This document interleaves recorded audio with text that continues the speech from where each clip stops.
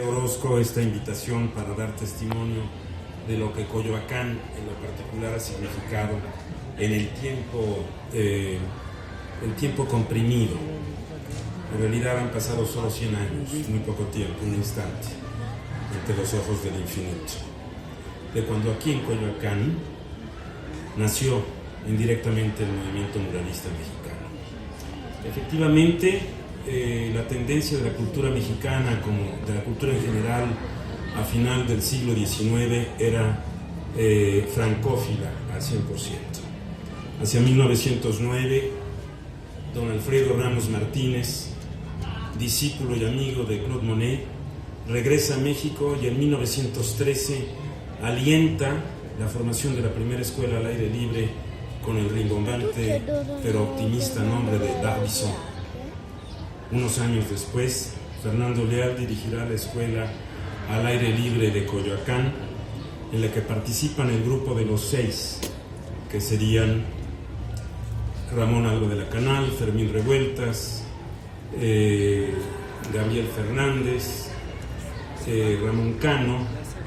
el propio Fernando Leal, y a ellos unirá el joven estudiante francés Jean Charlot,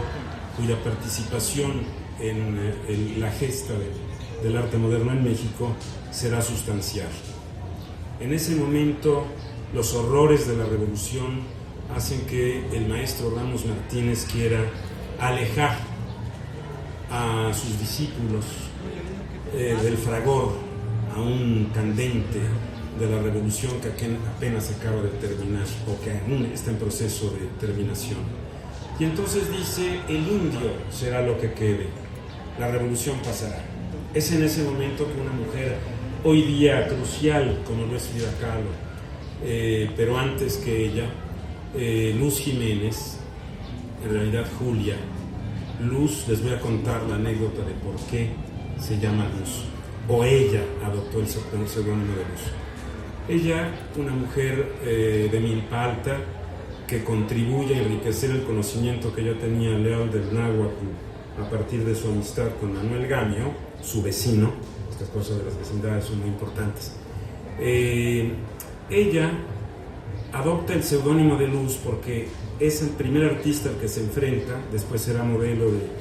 Diego Rivera y de otros artistas, pero la primer modelo y su primera aparición en la historia del arte mexicano es a través de la obra de Fernando Leal, quien, fascinado por la pureza de su tipo indígena, le dice: tú eres la luz de mis ojos. A partir de ese momento, Luz Jiménez, que tampoco su apellido de soltera era Jiménez, adopta ese nombre y amorosamente así la llaman Charlot, que será después su compadre, y Leal y Alba de la Canal, Luciana. Entonces, no sé si hay algunos, no he prestado atención, les pido disculpas, pero en algunas de las primeras fotografías aparece Luciana posando para Leal, luego aparecen de izquierda a derecha en una fotografía de grupo los ya mencionados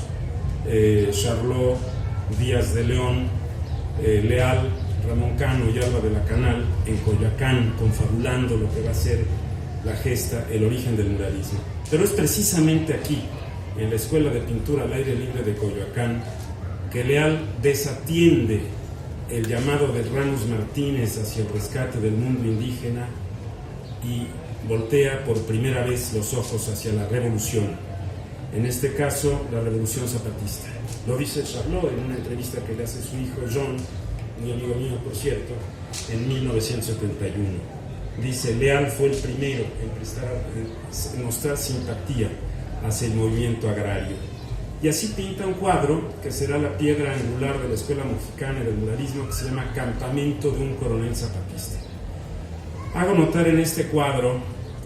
el hecho de que la exaltación es del pueblo indígena más que de la figura en sí misma del general,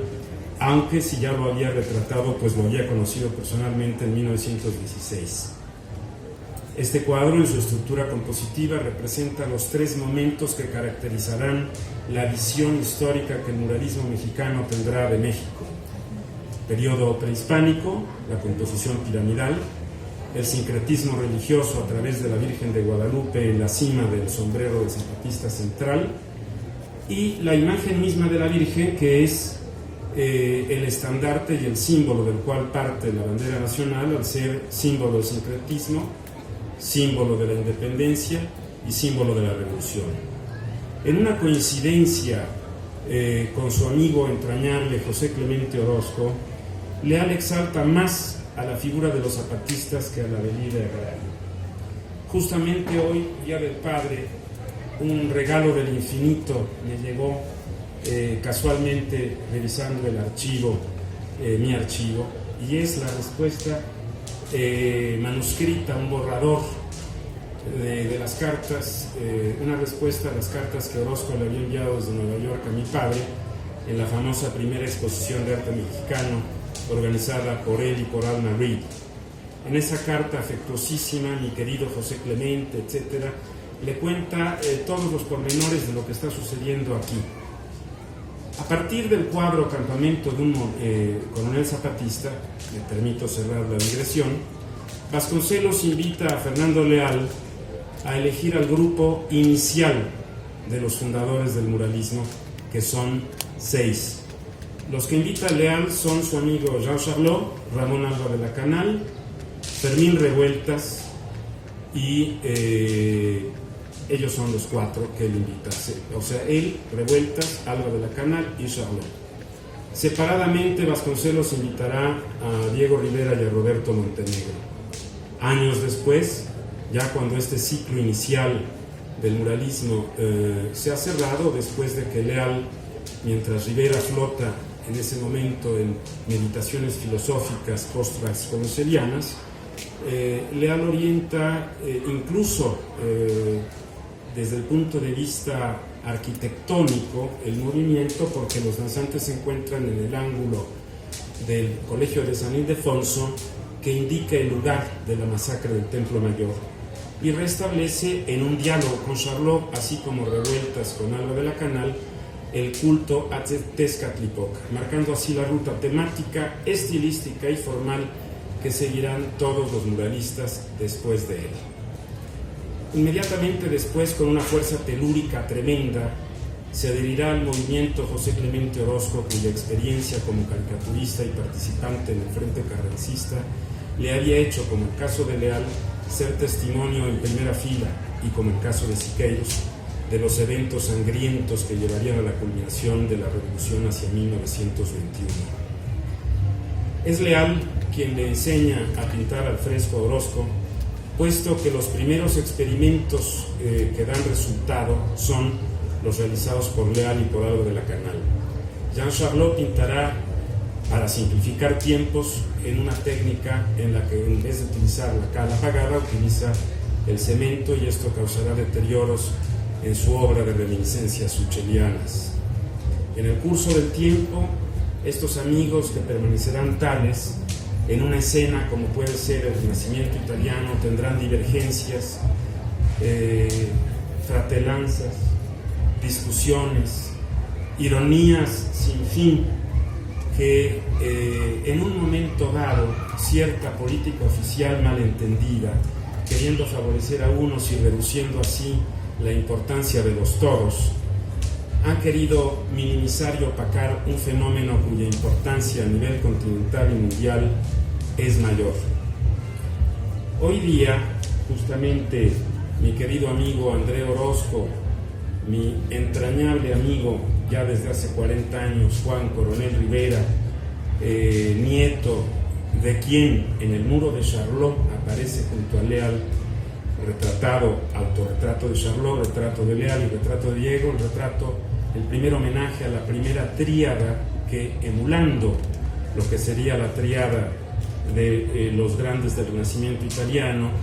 Leonardo, Miguel Ángel y Rafael, que después cambiarán estas figuras, pero el Renacimiento italiano no se puede reducir a Leonardo, Miguel Ángel y Rafael. Está Frangélico, está el padre de la pintura Giotto, el cierre de la pintura medieval, está, en fin, Signorelli, Tiziano. El panorama es muy amplio. Ese panorama, toda proporción guardada, naturalmente no caigamos en provincialismos ni campanilismo, también tiene un eco mayor en México. Por ese motivo he aceptado con gusto la invitación que me ha hecho el brillante ensayista, historiador y joven pintor André Orozco a participar y a unirme a los esfuerzos que él, Juan Coronel Rivera y nuestro entrañable amigo ya de la infancia, David Constantino Siqueiros, hemos iniciado para ampliar un esquema, un cliché envejecido que corre el riesgo de dañar y corroer los cimientos de la cultura del México contemporáneo, mismos que no debemos permitir que se debiliten en aras de facilismos, demagogias y localismos que reducen la importancia de un movimiento que se encuentra en el gran ámbito y en el espectro y en el gran arco iris del arte moderno mundial. Muchas gracias.